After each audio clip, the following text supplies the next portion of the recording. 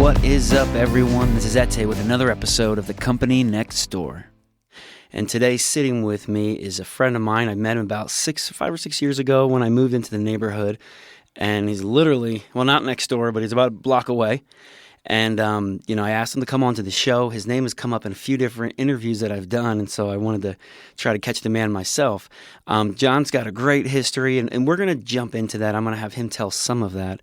But just an entrepreneur who's been involved in many different projects, some startups, all kinds of levels of business.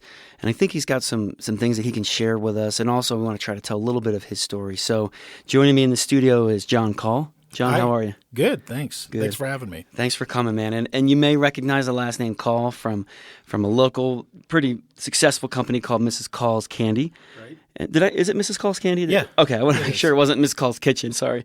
Nope. And we'll get into that a little bit. So, John, can you do me a favor and take us back, because I want to try to understand how you came to the Heber Valley. Yeah. Because you weren't raised in this area, were you? No, I was partially Southern California till I was junior high age. Okay. And then my family moved to West Bountiful, Utah. So in Southern, where in Southern California? The city was Montclair, which is near Ontario, Upland, that area, Inland Empire. Gotcha. Yeah. Yeah. Awesome. And so let me ask you this: growing up in Southern California, what age were you when you came to Utah? I think I was 11 or 12. I guess I was 11. So really young. My dad was a pharmaceutical sales rep and was transferred to Utah. Okay, so that's what brought you here. That's what brought us here. So your dad was a pharmaceutical rep. Were you interested in business as a kid in California, or was it something that just kind of fell on you? Or no, as a kid in California, I was a sports fanatic. I mean, I loved the Rams. I loved I was a diehard Dodger. I mean, I couldn't get enough Dodgers and Angels and USC football. Those were the things that I loved. Yep. That's what I loved. And that's actually one of the things that we first started talking about. It was a few years ago when the Eagles won the Super Bowl. Mm-hmm. And John, unlike most people here in Utah, actually likes the Eagles. Yeah. Maybe not as much as I do. Yeah, but I like them. But he likes them. So there you go. Anybody who likes Eagles is a friend of mine. So there we go. But yeah, I knew you loved sports. So you grew up, you love sports. You played a lot of sports then? I did. Basketball or basketball, baseball. I was better at baseball than anything. Okay. So I played competitively baseball, but basketball was right there too. And I did play some football, yeah. Okay, so definitely involved. And then your family moves to Utah, so that's how you ended up here. That's right. And I know you went to a few different schools. Mm-hmm. Can you tell us a little bit about, so here you are, a young kid, you love sports. What's the shift into business? How did that happen? I think just sort of the idea that I didn't want to work for somebody else. When I was a kid, my first job was bagging groceries at a local supermarket. And I didn't mind it. You're a kid. I'm 15 years old. I'm getting a paycheck. And I always worked hard. But I think somewhere along the way, I just thought, gosh, I can't really, make my own hours or have my own freedom if I'm working for somebody else. And so there was a time I remember I was in a church class, one of the classes we have at church. And the advisor, the guy in charge, says, "What do you want to be when you grow up?" And I just said, I just want to be in business for myself. And how old were you a teenager? I would probably be 13 or 14. Okay. When we first moved to Utah, there was a guy I played baseball with whose father had in his garage just on the side, sharpened knives, scissors, all that stuff for people around. And he had side hustle. Yeah, it was a side hustle for him. And he had like 6 kids. And one of his kids was a year older than I, but we played ball together. And he couldn't get his kids to go out and drum up business. So he came to me and said, "Hey, would you be interested in, here, I'm going to tell you how to do this." And all it was he gave me basically a briefcase and a notepad and said, just go door to door and ask people if they want to, here's a roll of tape. So when you find somebody that wants their knives sharpened, you mark it with, a number one and number one. You mark you wrap some tape around the handle of the knife, and you put number 1 on it, and then number 1 corresponds to number 1 of which on your notepad, which is the name of the person that you're doing this for. And that's kind of how. And I just started going. I just went all over the place, just going door to door. hustling, knife and scissor sharpening. So you're It's kinda 13. weird. You're 13 Yeah, I around. was probably 12. Yeah, I was probably 12 actually. Yeah. Okay, you're Yeah. 12 or 13. You Yeah. just moved to Utah, and you're going Yeah. door to door selling knives and scissor sharpening. Yep, that's Okay. exactly right. And it sounds like it was a very small operation. I mean, no CRM software, no HR department. No, there was no internet, no computers, Yeah. no PCs back then. I'm old enough that didn't exist. This would have been the late 70s, early 80s. Let me ask you a question on that. You said you were bagging at a grocery store. Yeah. As I was looking at some of the projects you've been involved in, and we're going to get to them, I've noticed a lot have to be in the space with food, with snacks. Yeah. And I wanted to ask you, why? Did you just have a natural love for it, or were you just were you good in that space? No, none of the above. I was just looking for an avenue to make a living, and I always thought that, if you could get into a business that had recurring income. Anyway, a consumable for me meant that, somebody would consume, then they would repurchase, they would consume, and you'd have an ongoing. Whereas, we'll get to the business I'm in now, where I sell one unit, and that's like, okay, that's it. Then you got to find more work, and I got to find clients. I find more clients, and I'm not sure I like that as much. So here you are, you're going door to door, you're selling knives. So obviously you're learning incredible business lessons at a young age. Maybe at the time you didn't know you were even learning. Right. But you're learning, sales, how to connect with people. You're learning processes and products, etc. Yeah. What happened after that? That was junior high. So there was a summer, a lot of kids in my area, Bountiful, Centerville, West Bountiful, who used to pick vegetables for a farmer. His name was Bangater. And he had this farm up on this hillside in Centerville. And most of the kids from school would go pick, beans and whatever he had in that field. And my younger brother, decided he was going to do that. So I figured, and we're real competitive. And I said, well, I'm going to go do it too. And I spent half a day out there picking on my knees beans and, whatever, putting them in a bucket. And at the end of the day, the guy gives me 78 cents or something crazy. And I was like, okay, that's the end of that. I'm not doing that again. And so I at that time, again, this is still junior high. I just thought, what, I'm just going to wash cars in my parents' driveway and put a sign up, on the street. And, I had we had everybody from the neighborhood was coming by to get a car wash. And we made, my brother and I did it. We made pretty good money doing that. And I did stuff like that. I painted street numbers on the curb in front of people's houses for, like $5. I'd go door to door and ask them, I had a stencil and paint, and I'd paint their name, their number on the curb. So I just did, lots of stuff like that. Not everyone thinks that way. Mm-hmm. I know. So, here you are. You're kind of just, so you have this thought that you mentioned that I don't want to work for someone else. You go out, you're on a farm, you work all day, you see the income, you go, no, this isn't for me. Right. The majority of people may say that, but they will continue to do that the rest of their lives, right? Yep. They will continue to work in a job they weren't happy with. And some of those are okay with it. And then there's a huge percentage that are miserable with it, but they can't change it. They may want to change it. So you're sitting here going, I'll do whatever. I'll wash cars. I'll paint door signs. I mean, any way to make a buck that allows me to be in control. Right. How do you think that way? You do know the question. Yeah. Well, it's hard because I've been on the other side of that fence too, where I've thought maybe not enough. I think most people just don't either have enough confidence in themselves. Okay. Or I think just making those sacrifices, stepping out of what's comfortable. And society's kind of told us, well, here's the path is you go to school, right? You go to high school, you finish high school. You have to go to college, right? Right. And I grew up in that society and that culture too. And in our, we share a faith, we're kind of in the same faith, and we have other things in the middle there. We do 2 years of service for our faith. That's part of the process. And then, you come home, you go to college. I did all the above. I think most people just, that's what society's told them to do. And that's, hey, this is what you're supposed to do. And this is how you do it. And they do it that way.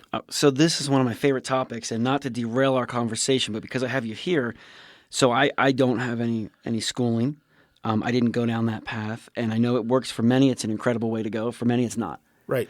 What would you say, because one of the things that scares me is I do see a lot of 16, 17, 18-year-olds following this societal path without any real thought. Like maybe some of those don't belong to. Maybe it's not a good decision for them to spend $100,000, go in debt, and go to college if they're going to come out and be. I have guys that work for me that have higher degrees than me. Yeah. So what do you say to this kid that's considering? I don't know. Maybe I want to get into business. I have an idea. What are your thoughts? Well, I think today it's so much different than when I was a kid. I'm a man in my 50s now, and back then that was the path. I think the internet's changed things. The access to information.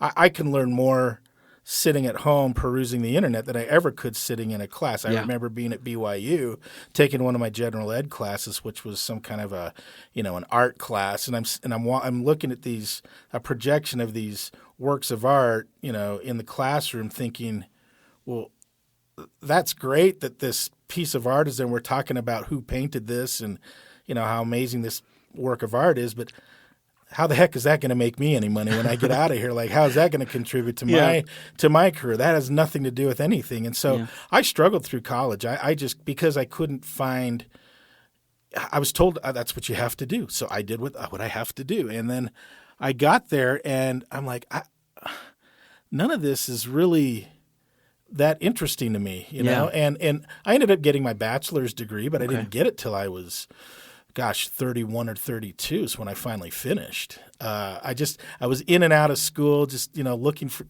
again, because that's what society said. Yeah. And then by that time I had a family. I married at 30, so I was old for our for Utah. culture. Yeah. For our culture. So when I married, I was 30, and I was like, well, I've got a kid now, and I've got, another on the way. I probably should finish this degree, and I have to take care of these people. And so that's, again, I'm just following what society said, but I was miserable. I mean, I absolutely did not like working for somebody else. It was really hard for me. If you had to go back, would you have gone back to school again? Did it have the value for you? I know everybody's different. No, I would not have. Let me tell you how I got through school at BYU, because this sort of fits in. Yeah. First, I was working at UPS. I was unloading trucks at night. Back then it was sort of a coveted job, and it was fine. I actually liked it. It was a good workout every night. But at some point, I thought, gosh, I don't want to be stuck here doing this. Anyway, long and short of it was, I started making T-shirts at BYU and selling them door to door. At your home, or no? I had a guy, a screen printer, Daryl Jakins. He's an entrepreneur you might want to interview. He's around. I don't think he's around here in the Valley. He's down in Linden. That's all right. But Daryl, he's a South African guy, and Daryl, I got to meet Daryl. Anyway, he would print my shirts, and the shirts were I kind of stole it from like Georgetown University and some of the Eastern schools where they had it was called Coed Naked Lacrosse.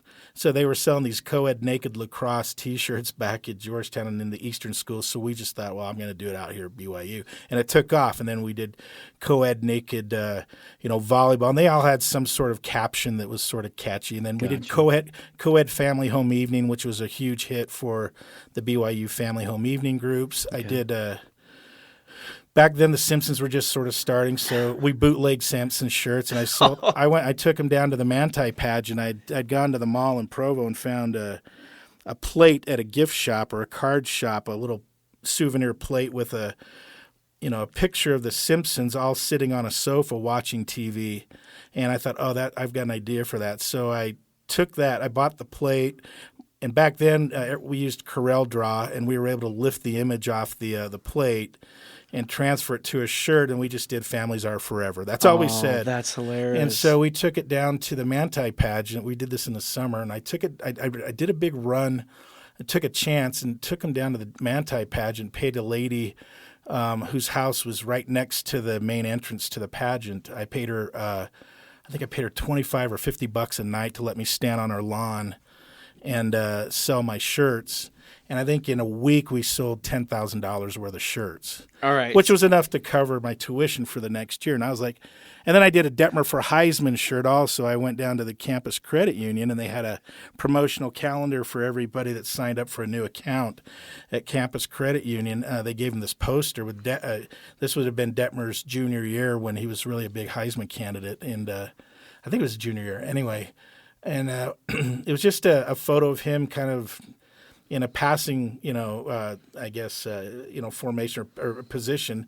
Anyway, we just took the image and lifted it off there and put it on a shirt and did Detmer for Heisman, and I sold I walked the parade route, the 4th of July parade route at BYU or in Provo.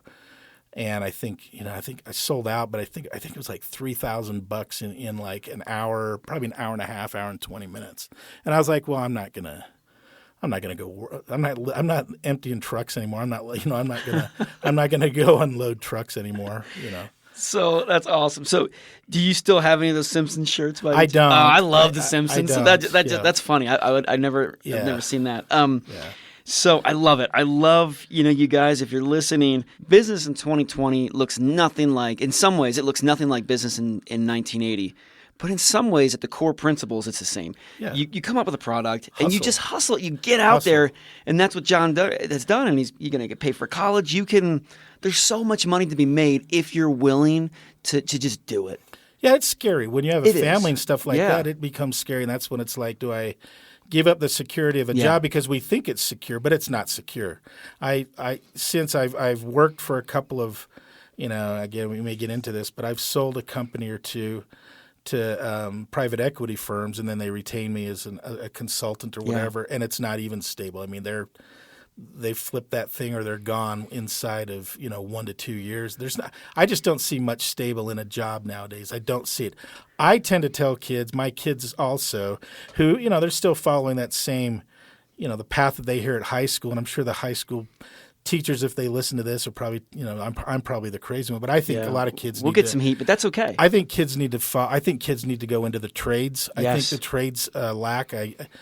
Finding a good machinist or a plumber, and you can be entrepreneurial and be an electrician or a plumber or own your own machine shop. And there's a huge need for welders, all that stuff, and there's just a lack of that skill.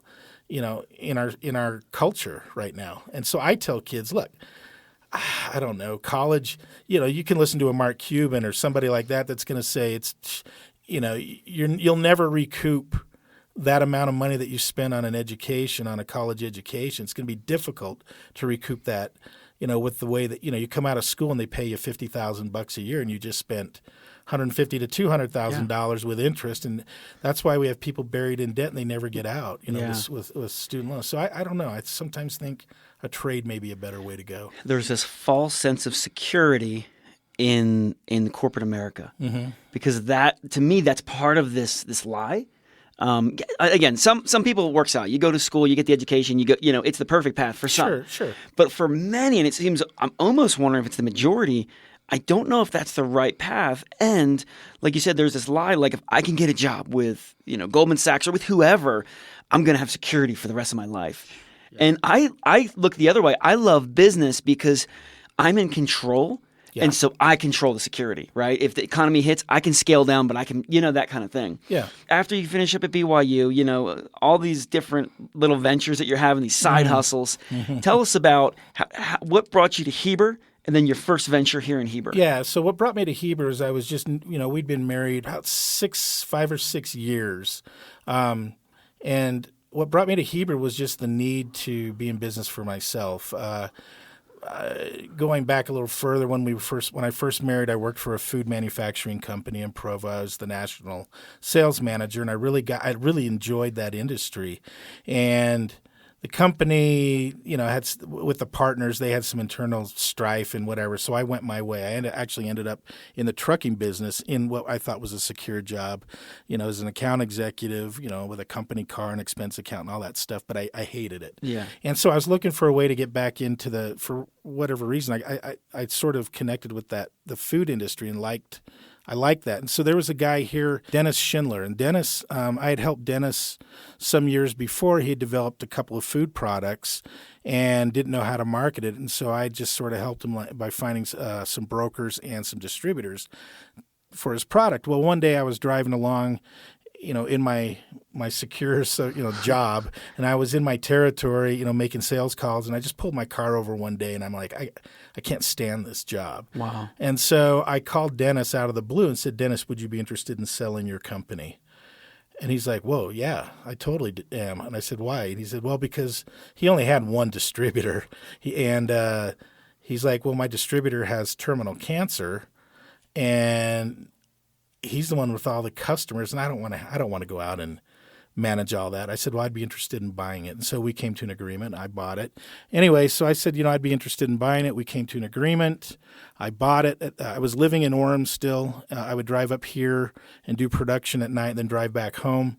And it wasn't that far, but that's what brought us to Heber.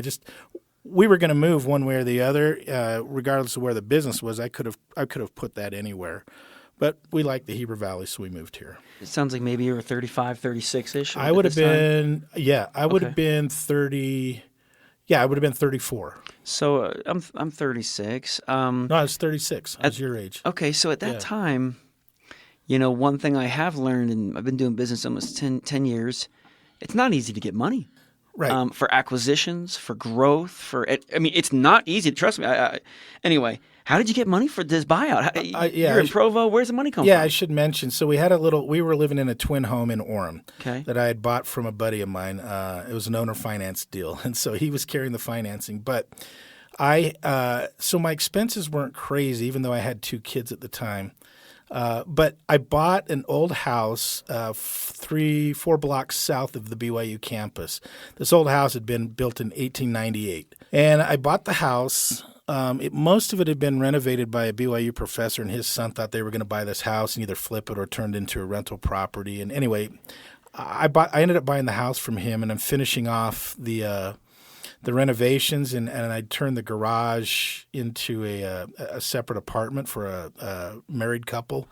And so I had this property. I bought it right, and I finished off that space, and then I moved into it while we did that, and then moved back to my twin home.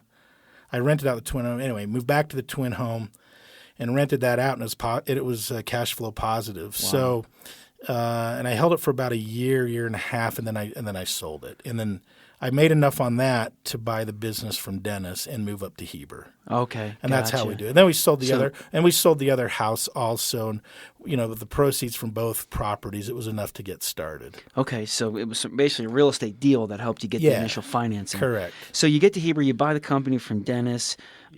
Where do you go? How long do you run that? So I continued with my job in Salt Lake, and so what I would do is I would actually go to the office every morning. I'd try to get there by 7:30 and just do some work in the office, then get out and make my sales calls.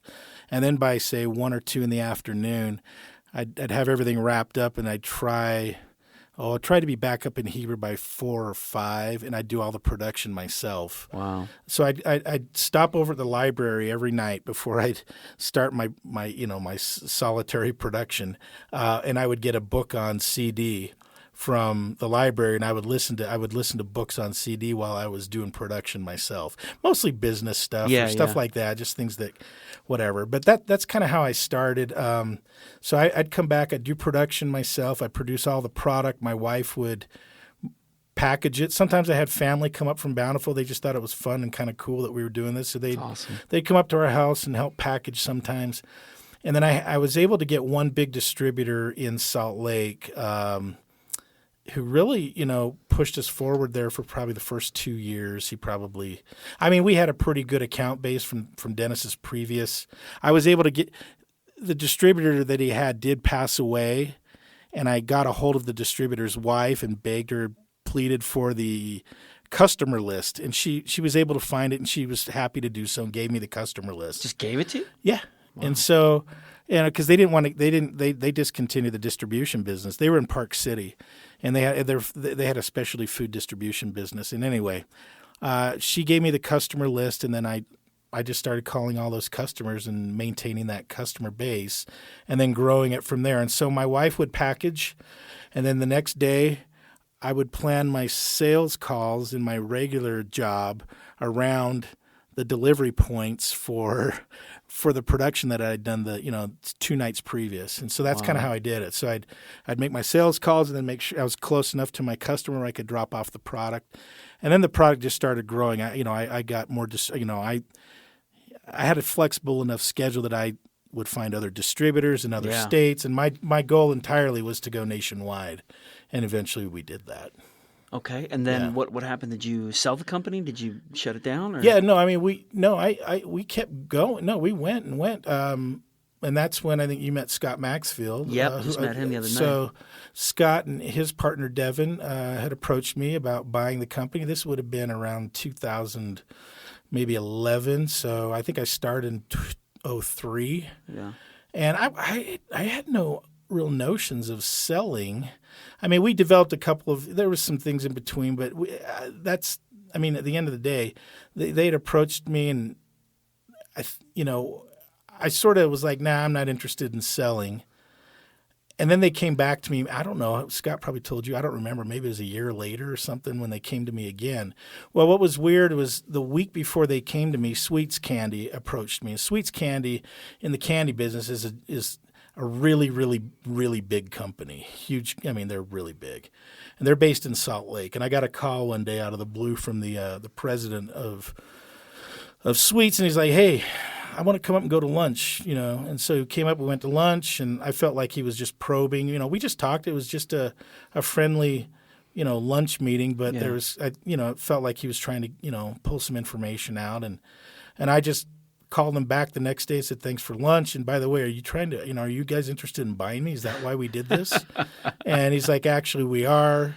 And then we started that conversation and got pretty far down the road. I mean, again, I had no notions of selling because, I'm in my early 40s at this time. Things are going great. You're working hard. I'm working hard. I don't know if they're going great. I mean, we're expanding, we're growing, but I didn't have capital. Growth is expensive. And so growth was killing me. Like we would double every year, and I'm like, oh my gosh, because when you start, you're naive and you want these big customers like, we got into Neiman Marcus. We got into Cracker Barrel. Wow. We got into – and all these, I just would pick up the phone and call and see, and send samples, see if somebody would bite on it. And, like Cracker Barrel did. They called me the day after they got the samples. Hey, when can you meet?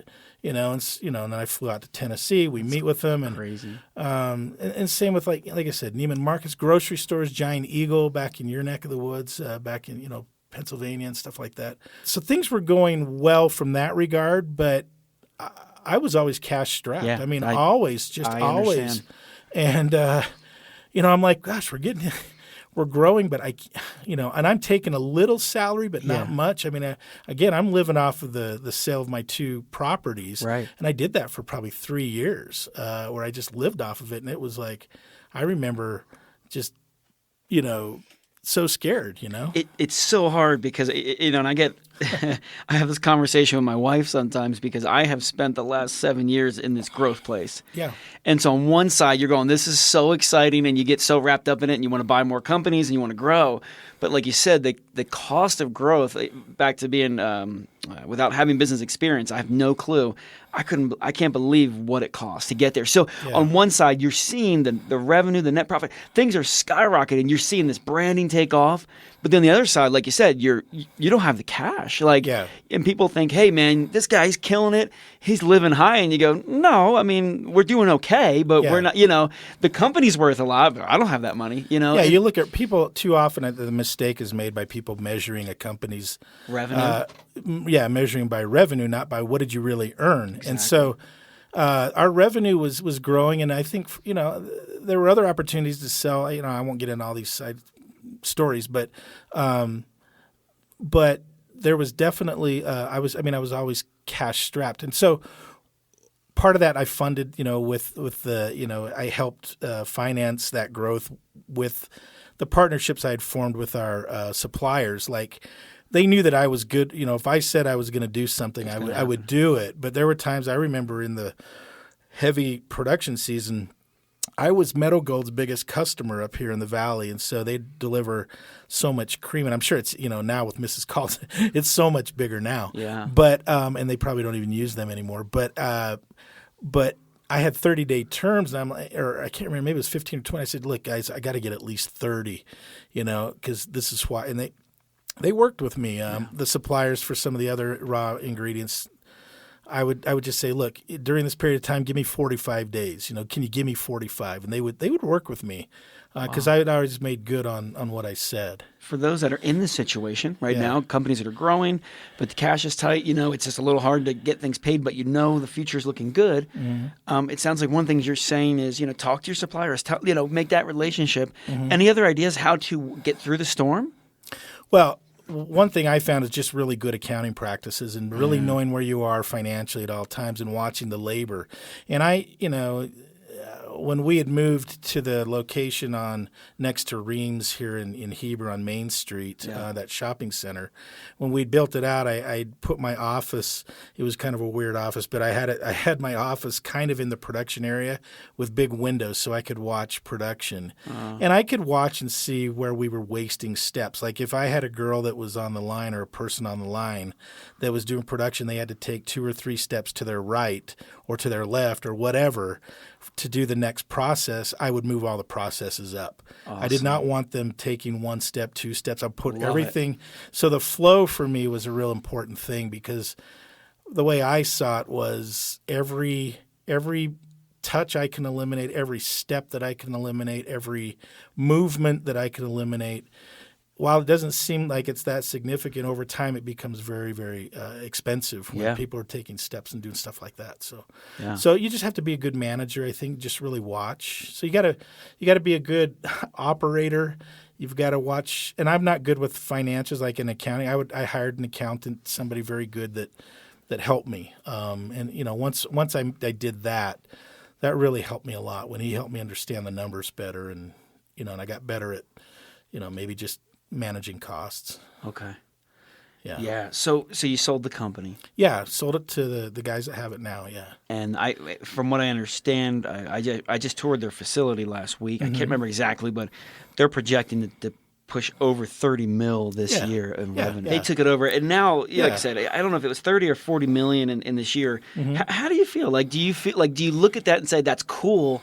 I got the thing off the ground, or do you look at that going, man, I should have kept it? That's kind of a rough question. I remember when I was selling, I said, I don't want to make a mistake here and have to look down the road in 10, 15 years and say, kick myself like, gosh, I should have kept that. No, it was, for me at the time, it was the right decision. I felt that the value that they were giving was fair and maybe even generous. And I thought Scott's a fair guy and seemed like a pretty good guy. So no regrets. And the amount of work that I put in to eke out what I got. Manufacturing's hard. There's just, the margins are tough. And so for me, it was okay. I mean, I was okay. I was at peace with it. And I was pretty frazzled by, about 8 years in, I was the only guy. And I had one other partner, and he was my early partner was very instrumental in the company because he's the one that brought the formulations to the company and helped us create the product line. So the credit goes to him for that. Cool. He's a pretty good guy. He is a good guy. So it just didn't work out as a partnership, as what does happen a lot. Yeah. And so we went our separate ways. But no, I don't regret that we did that. At the time, like you said, you were kind of getting burnt out in some ways. There was just so much going on, and you're going, this is a great opportunity for the company to move forward and for me to move on with my life and just get a little bit of my life back. And then, but then you turned around and you jumped into your next venture, which is it was called the Nutty Guys. The Nutty Guys, and so and part of the impetus for me selling was I thought, well, if these guys buy this company from me, now I have some capital and a lot of experience behind me that I didn't have before. I paid out of my own pocket for all that experience and that education, and what can I do now that I've got a little bit of money in the bank? Can I go do something else? And so, I started. I ended up acquiring Nutty Guys, and I didn't. I won't go into the story, but really, what happened was they called me. They knew I'd sold Mrs. Call's. They were a supplier of mine. I bought pecans from them. Okay. And they also were one of my early distributors. I'd gotten to know them and whatever. And early on, when I was still in the trucking business, they were distributing my products to a lot of their customers through their independent network of distributors. Gotcha. So the owner, Nate Murray, when Nate found out that I sold, he called me and said, "Hey, we need help, with our company. Can you, we need help, growing the sales and getting into more national type accounts. Can you help us?" And long and the short of it was they had just been bought out. The majority of their company had just been bought out by a business professor at BYU who had a small venture capital group. And they bought out the majority. And I went down and they just said, why don't you come to work for us? And I did. I just came in and stepped in and was kind of like their VP of sales and, trying to put together a real program. They just were discombobulated. They really didn't know what to do. And so we put together a more structured sales approach. And then the owner, the guy that the BYU professor, about a year later said, hey, look, I'm 72 years old. I live in Ranchos Palos Verdes, California. There's a lot going on here. And I bought this company because I like the guys that own it. They were in my business program at BYU, and they were the BYU Entrepreneurs of the Year, and so I helped them out.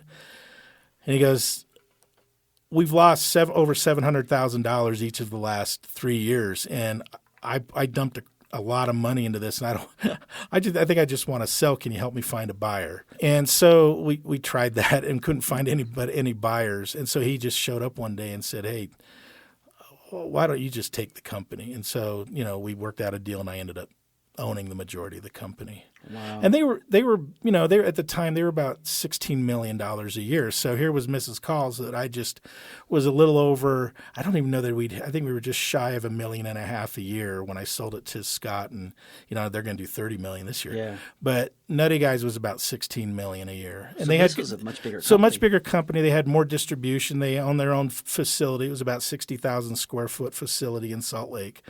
And so I stepped in and kind of took over. Yeah. And were you happy with how that all turned out? I know you're not doing that today.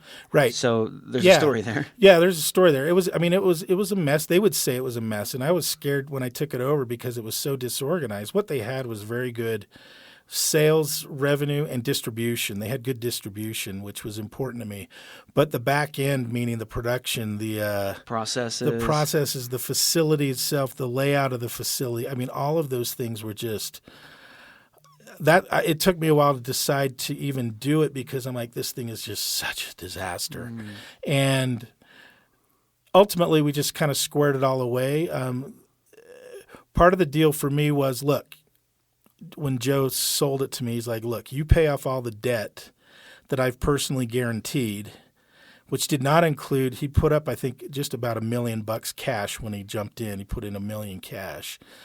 And he's like, you pay off all the debt that I've personally guaranteed, and you're not going to assume the other debts, but you're responsible to pay them off. And you can take my equity. That was really the deal. And I said, wow. Okay. And so once I got into it, there was a lot of debt that I didn't know about. It wasn't on the books. So there was close to it was just shy of $2 million of debt that I had to pay off. Anyway, we paid it off in just over a year, the debt, and we reduced the entire staff. We had about 126 employees when I took over. I think we reduced it down to 46 or 48, but our production went up. Our margins improved. We got out of the manufacturing business. I just felt like that was a big problem that they were trying to do. Not just they distributed and repackaged nuts. We roasted our own nuts. We repackaged them. Put them in, everything was in a 1-pound bag, and then you would see all of our products at just about every grocery store in the Intermountain area at the produce section of every store. Wow. And Smith's was a big account, Albertsons and so forth. And so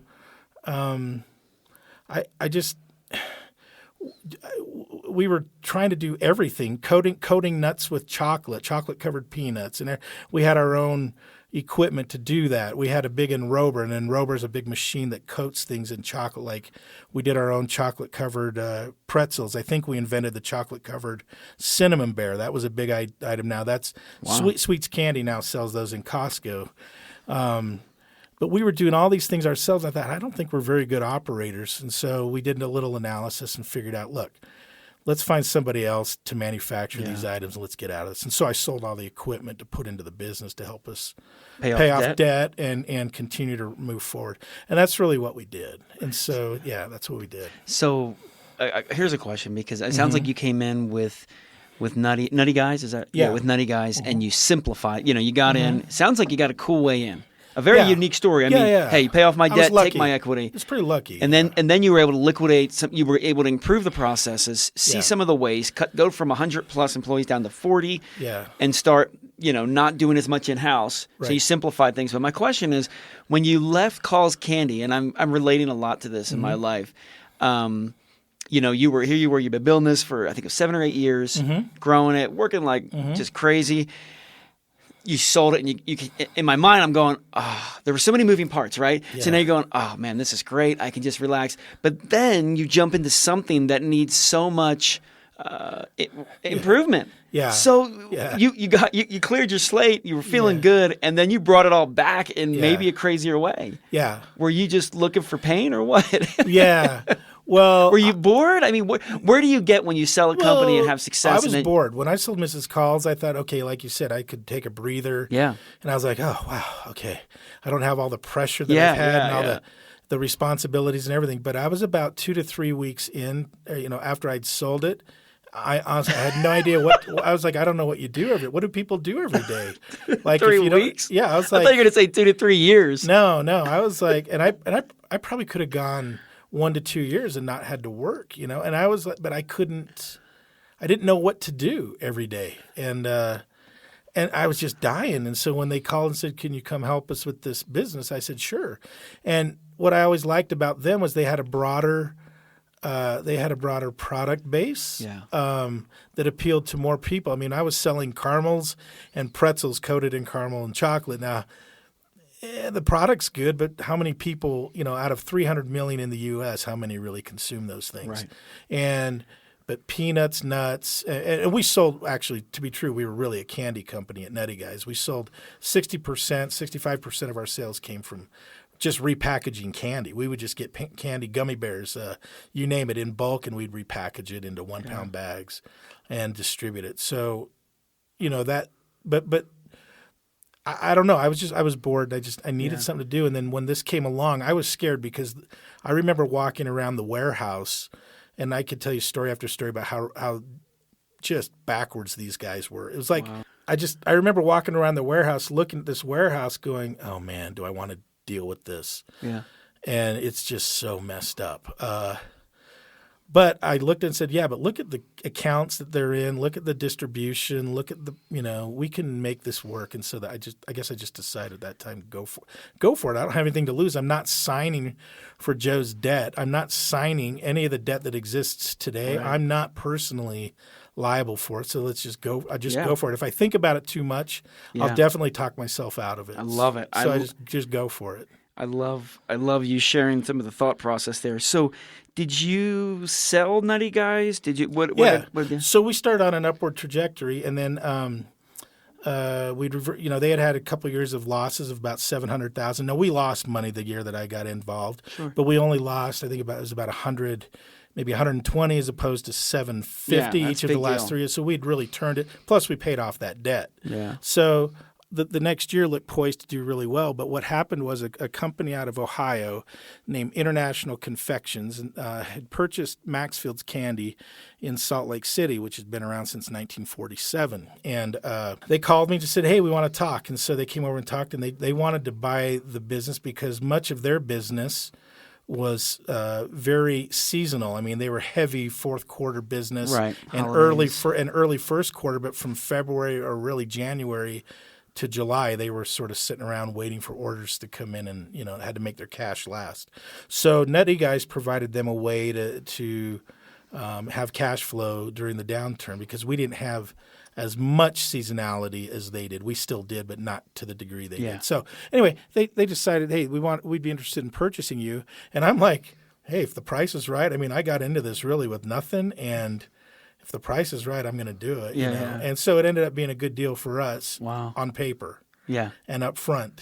And then not so much in real life. And then not so much in real life. So what happened was we came to an agreement, we did a deal, and I'll share with you, we spent $80,000 in legal fees just to get the deal done, putting together contracts and operating agreements and everything else. And we ended up moving all of our equipment from the Nutty Guys building into their facility in Salt Lake and started operating. And then the day came to close, they had arranged for financing or funding from a bank that was backed by a Utah microfund, a business microfund that had guaranteed the loan.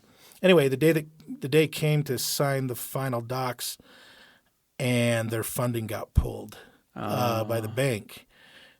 And here we were. We had all our equipment in their building. We had, everything was we were, 80,000. It's already contract. We're already and I'm like, oh boy, I don't know what we're gonna do, because now we went forward, and this would have been in June of 2014, I want to say, when we signed the final docs, and they took ownership, and by October they were out of business.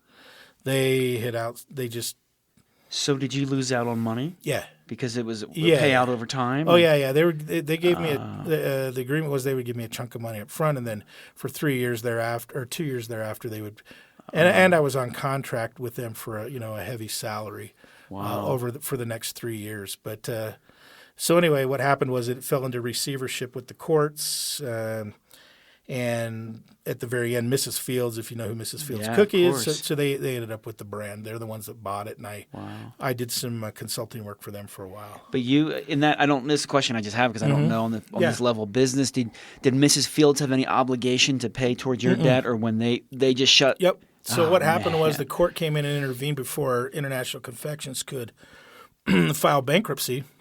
Receivership. So basically, court appoints a receiver, a guy to kind of decide.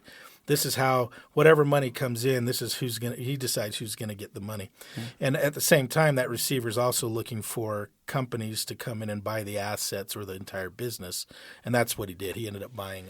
They ended up selling it to Mrs. Fields, the group that owns Mrs. Fields. So I have some core questions I want to ask Sure. you, but I want to finish the story before. So there's the Nutty Guys. Yeah. Doesn't pan out as it was supposed to. Correct. Leaves you in this state. I think there were a few things that happened, but now you're involved with some shipping container company. But can you tell us a little bit about that briefly, but also about how did you pick yourself up from kind of this? Was it this devastating blow from the way the Nutty Guys deal went? How did you get back up and get the courage and the strength and the money and everything, and then say, okay, I'm going again? And tell us a little bit about what you're doing now. Yeah, well, it's real easy to pick yourself up when you've got 4 kids and you still got to make a living, and your kids are all high school age or younger, and you've still got obligations and responsibilities. You don't have a choice. So you don't have a choice. I ended up.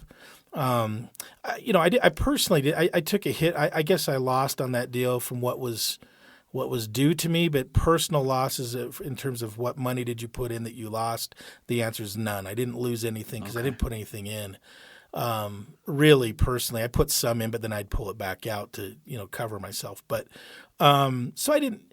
But there's some pride in ownership of your own business, and there's some ego certainly tied to that, right? Yeah, sure is. And being in control. So I actually ended up working for a company, another private equity that had bid on Nutty Guys, and lost the bid. They're a company, a bank in Florida, private bank in Florida. They ended up buying another factory in American Fork, Utah, that had been around, and it was owned by the same guys that owned Maxfield's at the time, actually. Gotcha. So anyway, they ended up buying that factory. They called me, said, "Hey, can you come, oversee a division or whatever? Can you handle the Western U.S., everything west of the Mississippi? We need you to sort of, handle all the account base and business development, all that stuff." So I did that, but I was miserable. I didn't like it. Yeah, of course. And then they did the same thing. They shut down the factory and moved everything to Florida. And then here I was again, like, oh boy, what am I going to do? And that's really when I ended up in the shipping container business, because there was a guy that used to call on me at Nutty Guys, a freight guy from a logistics company, who we kind of stayed in touch a little bit, I guess, mostly through LinkedIn. And he had this business selling shipping containers. And he kept, out through LinkedIn, he was just, talking about how it was just booming. Anyway, he and I connected, and he's like, "Hey, listen, my business is booming. I need somebody in here to handle all the operations because I'm not an operator. Yeah. I'm a promoter." And so long and short of it was, I ended up going to work with him in the shipping container business. And he was just selling used shipping containers all over the United States through a network of really like stay-at-home moms, retired folks. People wanted a side hustle, extra income.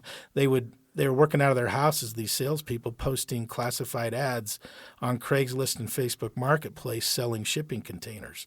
And it sounds bizarre, but we were selling $2 million of containers a month. That's crazy. And then he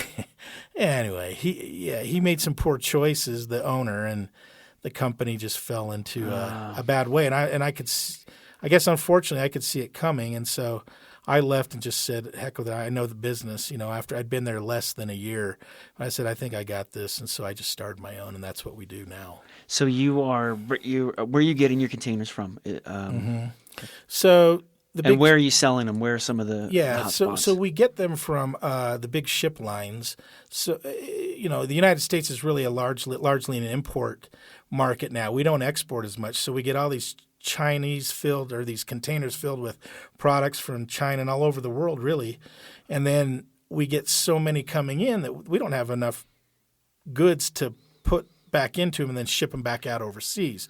So surplus. So there's a surplus, yeah. And so what we do is the big ship lines typically own the containers or they lease them.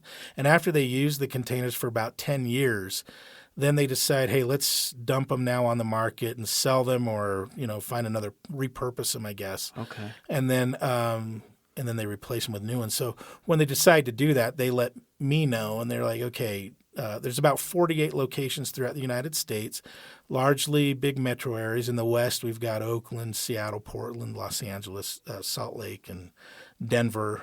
Mostly covers the West, and so they have these inland ports or depots where the used containers go to sit until they can figure out what to do with them. Wow. In the East, it's the same thing. Mostly the port cities, Boston, New York or New Jersey, and Jacksonville, and so forth. Texas, Houston, Dallas, El Paso.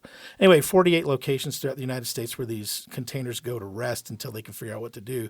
And then I'm the guy that figures out what to do. They get a hold of me and say, hey, they tell me what their inventory is in a given market, and then I have salespeople now that same structure. They stay at home and just post ads for free. They can post ads for free on Facebook Marketplace and reach, tens of thousands of people. And we sell shipping containers that way, and then we deliver them. So that's part of it. Anybody can sell them, but the delivery, I'll deliver it to anywhere in the United. I don't care where you're at.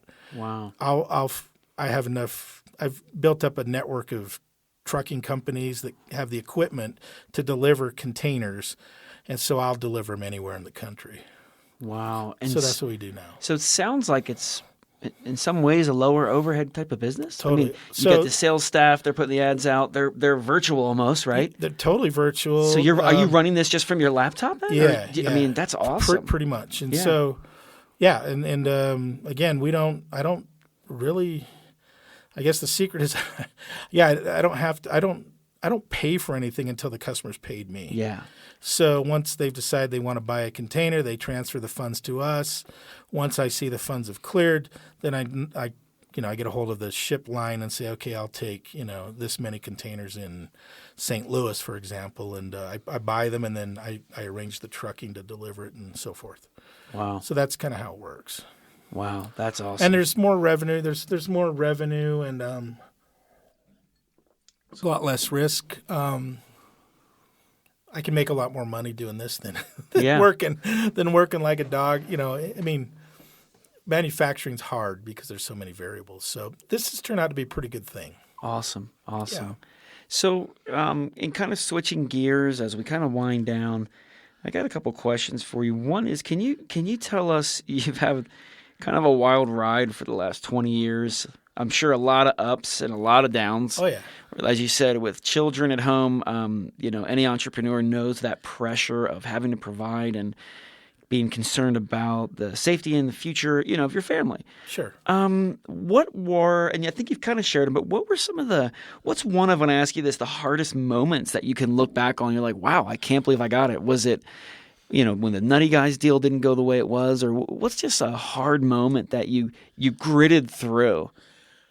Actually, I think it was Mrs. Calls. Again, you're starting out, and we had no brand. There was nothing there. I remember the night of the Super Bowl when the Giants who were the Giants playing when I'm trying to remember who they played. Maybe it was New England, actually. Probably New England. It was New England. It's always New England. And we were in two two spaces of an industrial building on the south end of Heber where electrical wholesale supply is now. And anyway, we were in two separate spaces that were not adjacent to each other.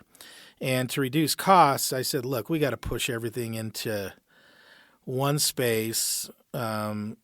And I got a couple of shipping containers, didn't know the business at the time, but I put 2 shipping containers out behind the building to store our packaging and everything to make up the warehouse space.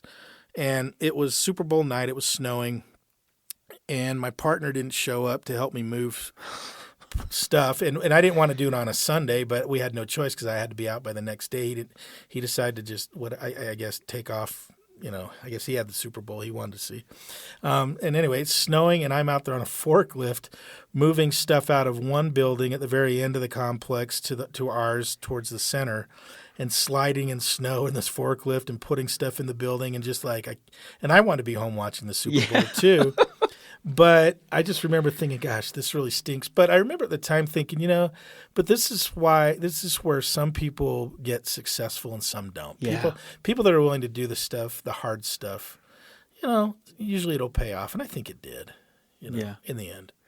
Yeah, that's the hard part about being the owner is there's always those moments where everybody goes home and you're stuck doing something you don't want to do when you don't want to do it. That's right. Right. we can all agree with that. So if you could give one piece of advice to the other entrepreneurs, maybe here in Heber or outside and throughout the U.S. or in the state, anywhere in the world, what's one of the best lessons or one or two of the best lessons that you feel like you've learned? And you've shared quite a few. Yeah. But if you were to sum it up and say, your son wants to start a business. Hey, let me just tell you something. What would that be?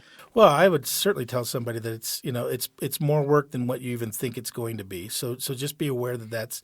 But if that's what you really want to do, if that's in your heart of hearts, if that's who you are, and that's what you are, then you probably ought to do that. Because if you end up going to get a job, you're going to be miserable, and you probably won't be successful at that job because you'll always be thinking, I should have or I could have or I would have done something. And it's hard to take a risk, but sometimes you just gotta take a risk. And just take that risk. And my last question on this is, how much of a risk taker are you? Do you jump at it? Because one thing I've learned is the longer you've been in business, the more opportunities come your way. The more people say, "Oh, I got a great idea you should be part of." What's your risk taking percent? How quick are you to take a risk? I'm pretty quick. I mean, like right now, I'm currently looking for something else to do or something more to do, right? And shipping containers. I really 8 hours in a day. I don't really have to. I've got a lot of time I could be dedicated to something else. So, my wife would probably believe it probably scares her that I'm kind of eager to take risks but here's what I find. I get people that approach me all the time, and I said, okay, I'm in. Let's do it. But when push comes to shove, and when I say I'm going to do it, I'm going to jump in and I'm going to do it. And I find very few people that come to me with ideas that really want to step out and take the risk and do it. They're going to wait till I prove the concept. Oh, wow, it's working now. Okay, now I'm ready to now I'm ready to jump in with you and go for it. Well, I've already taken the risk. I've already gotten it this far. Now you're ready. Now that I've proven the concept, you want to be a partner? Yeah. I don't think so, Yeah. I just say jump in and give it a shot. Awesome. And maybe your wife would disagree with that, but that's what you would do. You're a risk taker. I am. That's part of it. So in shutting this one down, just some great lessons here, guys. I hope that you caught all of them. We've talked about asking. We've talked about, one thing about John is he just keeps it simple. If you have an idea, just get out there and do it. Just hustle it. Don't be afraid. We talk about working through fear and growing business and using one transaction of real estate to get the funding capital for the next business. And, it's just a funny story. You talked about the car washing and the, painting numbers on the side and T-shirt making. I mean, it kind of seems like it's in your blood to do this. Yeah, maybe it's just but I'm scared every time it happens. I'm scared. I'm scared out of my mind. Like, oh boy, what did I do? Because there's a part of me that's always seeking that sort of security. There's no doubt about it. Like, oh, I just need to go get a job and be secure. And then there's another part of me that says, it's just more exciting, I guess, doing your own thing. Yeah. Awesome. Well, thank you so much for coming in. Appreciate you guys for checking this one out. We hope that the shipping containers, is a successful venture for you, and I'm sure you'll have many more ventures over the next decade. Sorry, Terry, if you're listening.